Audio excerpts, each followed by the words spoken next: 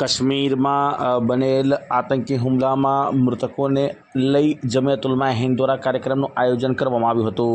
जे प्रकारे गई काले जम्मू काश्मीर पहलगाम में आतंकवादीओ द्वारा हुमलो करवामां आवता आश्रे 26 થી 28 जे लोको छे निर्दोष लोको जे छे तेओ मौतने भेट्या छे। त्यारे आज रोज जमियत उलमा हिंद वडोदरा द्वारा तथा अन्य मुस्लिम संस्थाओं और वडोदरा शहर मुस्लिम समाज द्वारा काश्मीर खाते जे बर्बरतापूर्वक आतंकवादीओ द्वारा निर्दोष नागरिकों की हत्या करवामां आवी छे अने अनेक लोको घायल छे अने अनेक जे सહેલાણીઓ जे छे ते सહેલાણીઓ पण गायब है तेवुं मानवुं छे। त्यारे जमियत उलमा हिंद वडोदरा तथा अन्य मुस्लिम संस्थाओं और वडोदरा शहर मुस्लिम समाज द्वारा आ घटनाने वखोड़ी काढवाना कार्यक्रमનું आयोजन भगतसिंह चौक खाते करवामां આવ્યું હતું।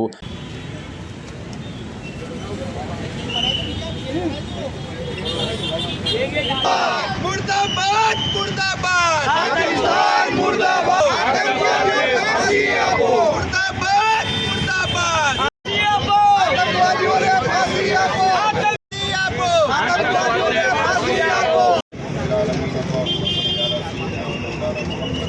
वाला सय्यिदना व मौलाना मुहम्मद व बारिक इला आलमीन हम सबको माफ फरमा, हम सबको अमन अता फरमा, हम सबको शांति अता फरमा।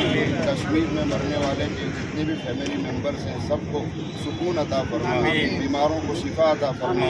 जो लोग जिस तरह के जुल्म में अपने आप को मुब्तला किए हुए हैं अल्लाह तू उन्हें इंसाफ की तरफ लौटा दे, उन्हें सही समझ अता फरमा और हमारे तमाम देशवासियों को सुकून अता फरमा। इन्नल्लाह व मलाइकतहु युसल्लूना अलन नबी या अय्युहल्लज़ीना आमनू सल्लु अलैहि व सल्लिमू तस्लीमा। अल्लाहुम्मा सल्लि अला सय्यिदिना मुहम्मद व अला आलि सय्यिदिना मुहम्मद व बारिक वसल्लिम बिरहमतिका या रब्बल।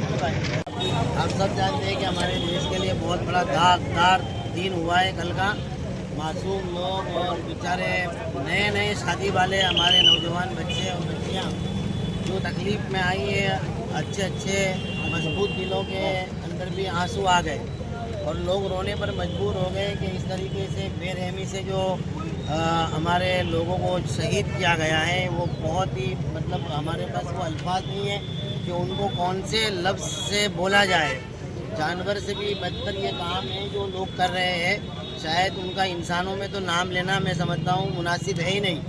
हमें यूँ भी हमारे कुरान ने भी बताया है कि ऐसे लोग जिनके पास इंसानियत मर चुकी है वो जानवर भी नहीं है बल्कि जानवर से भी बदतर है। हमारे वहाँ एक लफ्ज़ उलाइका कल अनआम बल हुम अदल, ये लोग तो जानवर से भी बदतर है। तो ये मज़हब के नाम पे बेकार की बातें हैं सब। जो भी लोग टेररिस्ट हैं वो मज़हब से कोई लेना देना नहीं है उनका और कोई ताल्लुक़ उनका है नहीं। ये सिर्फ जो है जानबूझकर ऐसे काम करते हैं जिससे इनको बेनिफिट मिले, लोगों में नफ़रतें फैले। लेकिन हम बहुत सख्त अल्फाज में इसको वखोड़ते हैं और हम डिमांड करते हैं कि कोई ज़रूरत नहीं है केस चलाने की, बल्कि फौरी तौर पर हमारे वहाँ जैसे कहते हैं किसास, खून का बदला खून ही होना चाहिए, उसके अलावा कुछ नहीं होना चाहिए। कोई ट्रायल की ज़रूरत नहीं होनी चाहिए। मासूम लोगों के साथ जो बेरहमाना और जो है हैवानियत भरा बर्ताव जो हुआ है उसका बदला फांसी फौरी तौर पर होनी चाहिए। हमारी हुकूमत को बहुत सख्त कदम उठाने चाहिए और जिन लोगों ने भी ये काम किया है उनको किसी सूरत में भी नहीं छोड़ना चाहिए।